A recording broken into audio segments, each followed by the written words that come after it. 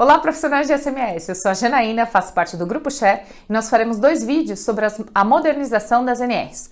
No primeiro vídeo, nós abordaremos as alterações da NR1 e no vídeo 2, nós abordaremos mais especificamente como prestar as informações, falaremos sobre os treinamentos e as capacitações. Bom, a modernização das NRs. Tudo começou com a divulgação da Portaria 915. Então, ela foi divulgada em 30 de setembro de 2019 e foi dividida em 2 anexos. Então, primeiro vamos abordar o anexo 1, depois o anexo 2. O anexo 1 fala sobre as disposições gerais e o anexo 2 vai falar sobre a capacitação. Então, o que aconteceu de alteração com a Portaria 915? Nas disposições gerais da NR1, que a gente vai discorrer ao longo do vídeo, a NR2, que era a inspeção prévia, se você se recorda, o que era a inspeção prévia? Você solicitava ao órgão fiscalizador para ir até o seu empreendimento, fazer a verificação das condições e ele emitia como se fosse uma declaração para você e você tinha um documento, que era propriamente a inspeção prévia, para você comprovar em outras fiscalizações. A partir de agora não se faz mais necessário a inspeção prévia, então a NR2 foi revogada. A alteração também com relação aos requisitos mínimos para treinamento à distância na NR20. Então, revogado também, não se tem mais esse item. E alguns itens e subitens de outras NRs, por exemplo, da NR35, foram revogados também. Aqui a gente está trazendo para vocês a lembrança de que são 12 meses para você colocar em vigor os treinamentos. Então, o item 1.6.1.1 do anexo 1, ele trata sobre os treinamentos. Então, treinamento e capacitação. A gente vai abordar para frente e explicar para vocês o que vocês precisam fazer para se adequarem. Nas disposições gerais, o que teve de alteração? Então, antes nós estávamos na parte do Ministério do Trabalho, agora estamos no Ministério da Economia. Então, a Secretaria de Trabalho, que é o STRAB, ele ficou responsável pelas diretrizes e o CIT, que é a Subsecretaria de Inspeção do Trabalho e órgãos regionais, ficou responsável pela fiscalização da legislação, ok? Então, da aplicação. Ele, propriamente dito, que vai fiscalizar as empresas, por meio dos seus auditores fiscais, é claro. Outra alteração que nós tivemos foi com relação à questão de análise de causas. Então, você já era obrigado a ter o procedimento em caso de acidentes ou doenças ocupacionais do trabalho, mas não estava muito claro na norma sobre a análise de causa. Agora não, agora está descrito dentro da NR1. Está muito claro lá. Então, lembre-se disso. Deixa bem claro a sua metodologia, como é que você vai fazer a análise de causas dos seus acidentes e das doenças ocupacionais. Uma outra alteração que nós percebemos é com relação às medidas de prevenção. Então, para as empresas que já possuem implementado a ISO 45000 e a OSA 18001, isso aqui é muito claro, a hierarquização do risco. Então, como é que você vai diminuindo o risco?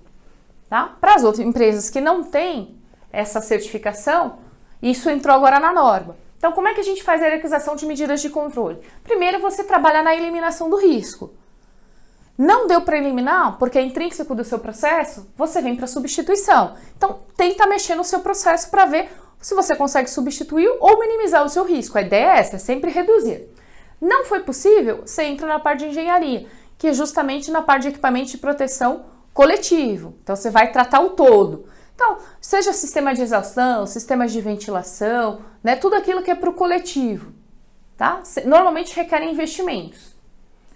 Não foi possível, ou não consegui minimizar tanto o risco assim, você entra nas medidas administrativas, procedimentos, instruções de trabalho. Ainda assim não é o suficiente, aí sim você entra na parte dos EPIs, que aí você vai colocar proteção exclusivamente no trabalhador. Normalmente as empresas gostam muito de trabalhar na parte do EPI, porque entende-se que seria mais barato com relação a isso. Só que se você adotar as outras medidas e na última colocar o EPI, você vem criando barreiras, né? Então você vem melhorando a condição do seu trabalhador. E a ideia, é claro, é você não ter um trabalhador doente ou um trabalhador exposto a um risco, né, elevado, para que ele não se acidente.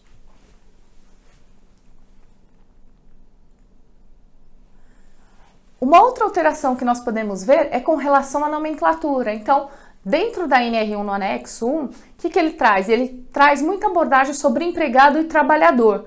E nós temos que ter um pouco de cuidado com o conceito com relação o que é o empregado e o que é o trabalhador. Então, o empregado, ele é aquele colaborador CLT, então ele é contratado daquela empresa. Já o trabalhador, não. O trabalhador, ele é qualquer colaborador, pode ser subcontratado, PJ, tudo que trabalha naquele estabelecimento. Então, nós temos que ter cuidado com esse conceito. Ele pode ser próprio, subcontratado, tá? Um outro item que nós vimos também é com relação à clareza no direito de recusa. Isso já era abordado em outras normas. Só que o direito de recusa ele ficou bem explícito e migrou para a NR1. Então, você tinha isso muito claro antes nas outras normas. Só que ele migrou agora para a NR1. Então, só saiu das outras normas e veio para a NR1. Toda aquela questão de risco grave e eminente, você comunica diretamente seu superior imediato, paralisa a atividade, isso já estava previsto. Então, na verdade, só teve uma migração. E claro, só retorna às suas atividades depois que você adotou as medidas corretivas. Isso nós já fazemos, era normal de prática de todas as empresas.